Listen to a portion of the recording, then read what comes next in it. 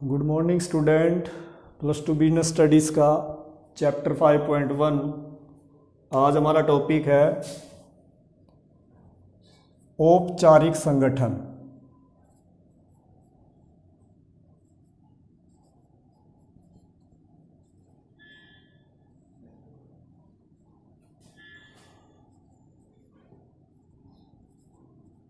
Formal organisation.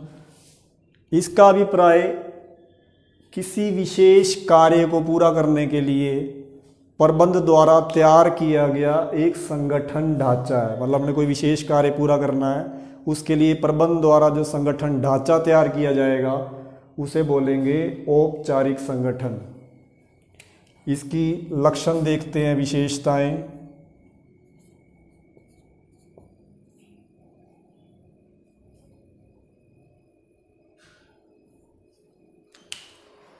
इसे लक्षण भी बोल सकते हैं, विशेषताएं भी बोल सकते हैं। मुख्य लक्षण।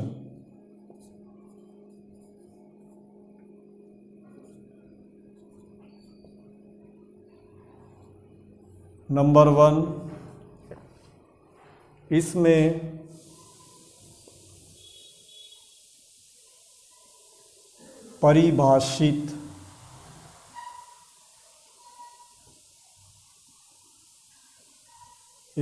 परिभाषित आपसी संबंध होता है।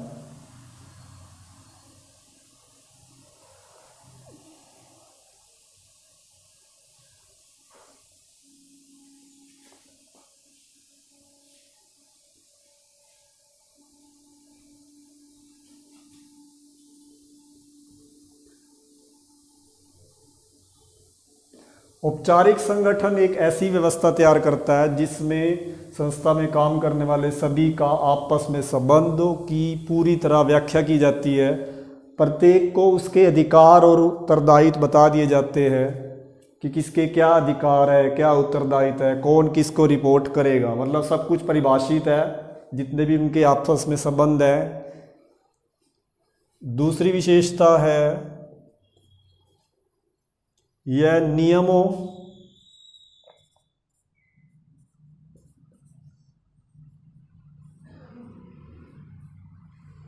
एवं कार्यविधियों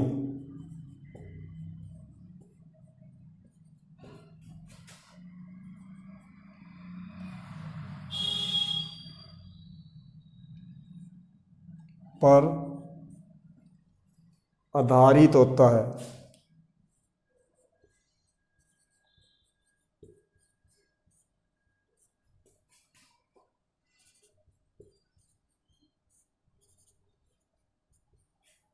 ये जो औपचारिक संगठन है, ये हमारे जितने भी रूल्स बनाए जाते हैं, नीतियाँ बनाई जाती है, नियम बनाए जाते हैं और कार्यविधियाँ उन पर आधारित होगा।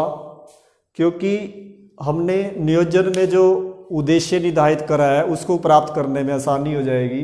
क्योंकि हमारा औपचारिक संगठन जितने भी नियम बनाए जाएंगे, जितनी कार्यविधि होएंगी, उन्हीं पर आधारित चलेगा।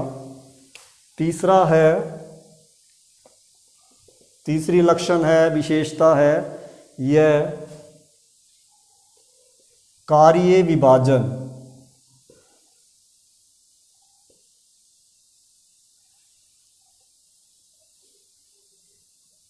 कार्य विभाजन पर आधारित होता है।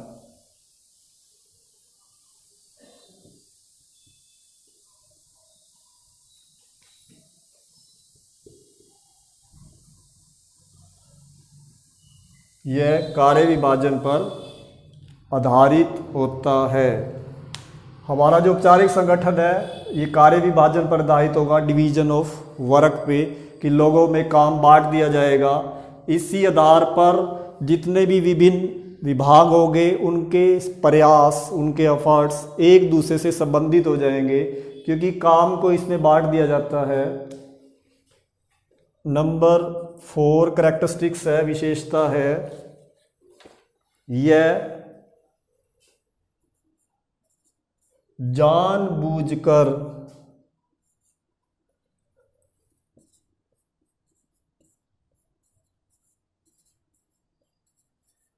यह जानबूझकर स्थापित किया जाता है।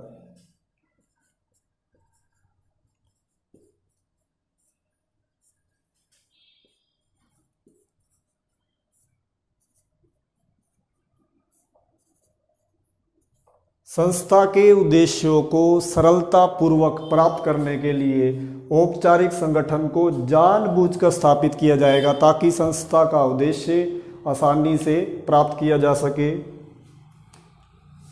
नंबर 5 है यह अव्यक्तिगत होता है।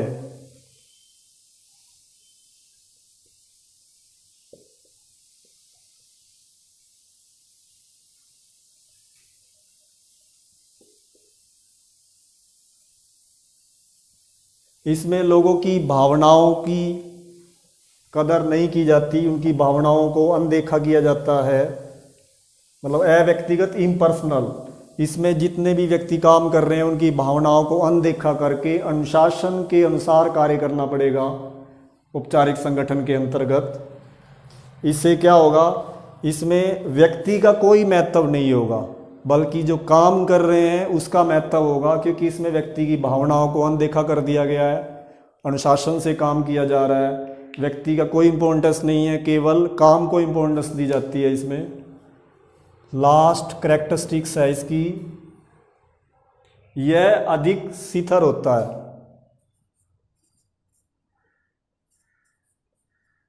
यह अधिक शिथिल होता है।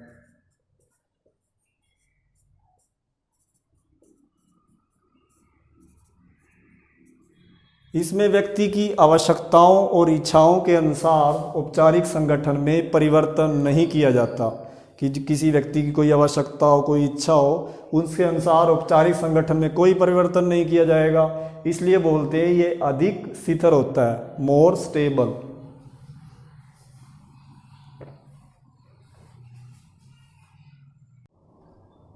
अब हम करते हैं औपचारिक संगठन के लाभ क्या क्या हैं। ये तो विशेषताएं थी।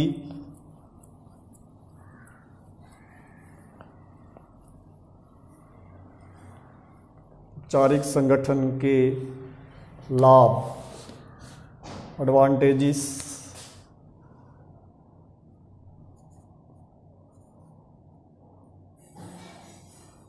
लाभ क्या क्या है। नंबर 1, उत्तरदेयता।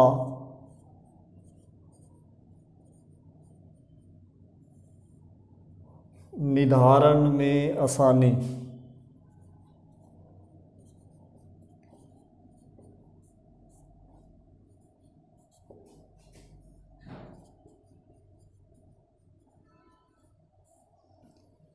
औपचारिक संगठन के अंतर्गत हर व्यक्ति के अधिकार और उत्तरदायित्व निश्चित कर दिए जाते हैं, जिससे जो अकुशल व्यक्ति होगा उसको पकड़ा जा सकता है, उससे उत्तरदायी ठहराया जा सकता है। दूसरा लाभ है कार्यों का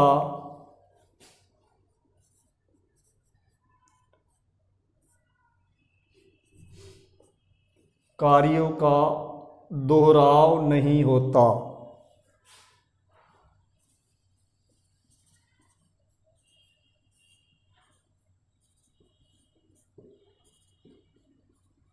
मतलब कोई भी कार्य 2 बार नहीं होता, क्योंकि औपचारिक संगठन में इस प्रकार से व्यवस्था की जाती है कि कोई भी कार्य नहीं छूटेगा और कोई भी कार्य दोबारा नहीं होगा। दोहराव मतलब दोबारा नहीं होगा, इस तरीके से व्यवस्था कर देते हैं औपचारिक संगठन के अंतर्गत। और तीसरा लाभ है आदेश की एकता।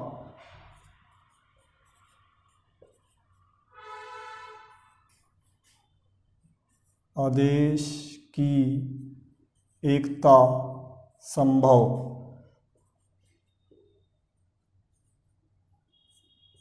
औपचारिक संगठन के अंतर्गत अधिकार श्रृंखला होने के कारण आदेश की एकता सिद्धांत का पालन करना संभव हो जाता है, कि इसमें अधिकार श्रृंखला होती है, हर एक को अधिकार बताए जाते हैं। 4th लाभ है लक्ष्यों को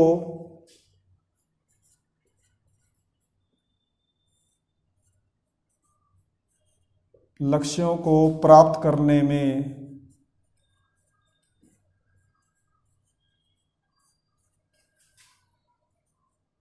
आसानी,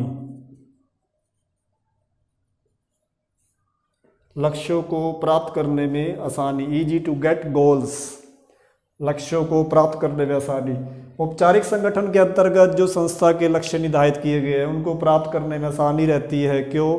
क्योंकि इसमें समन्वय स्थापित कर दिए जाते हैं और जितने भी मानवीय साधन हैं, भौतिक साधन हैं, उनका अनुकूलतम उपयोग होता है, ऑप्टिमम यूज़ होता है।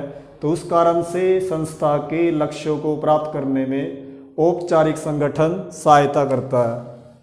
नंबर 5 लाभ है संगठन में स्थिरता।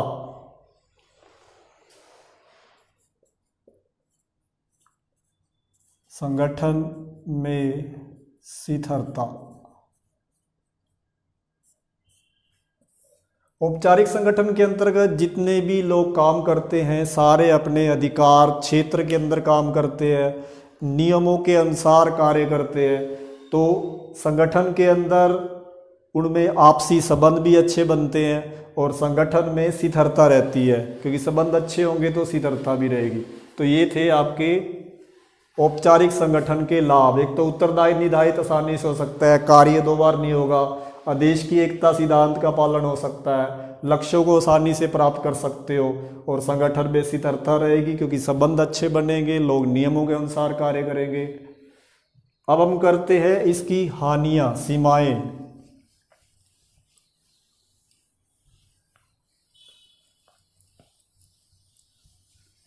औपचारिक संगठन अपनाने से कुछ सीमाएं भी हैं, लिमिटेशंस हैं हमारी।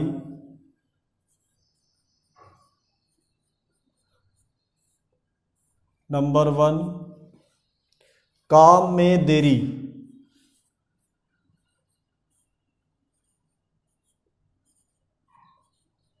Delay in work. औपचारिक संगठन के अंतर्गत जितना भी काम किया जाता है सारा काम नियमों से बंद कर किया जाता है। जो नियम होंगे उसके अनुसार कार्य करोगे तो जो काम है उसमें अनावश्यक देरी हो जाएगी। दूसरी इसमें कमी है पहल क्षमता की कमी। पहल क्षमता की कमी।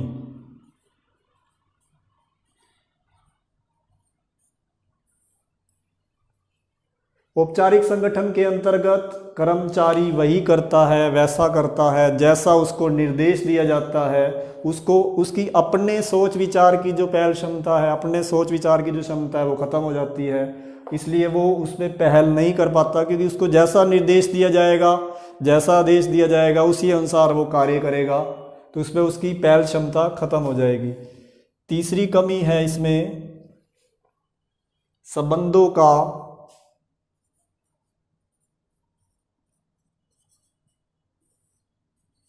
यंत्रीकरण।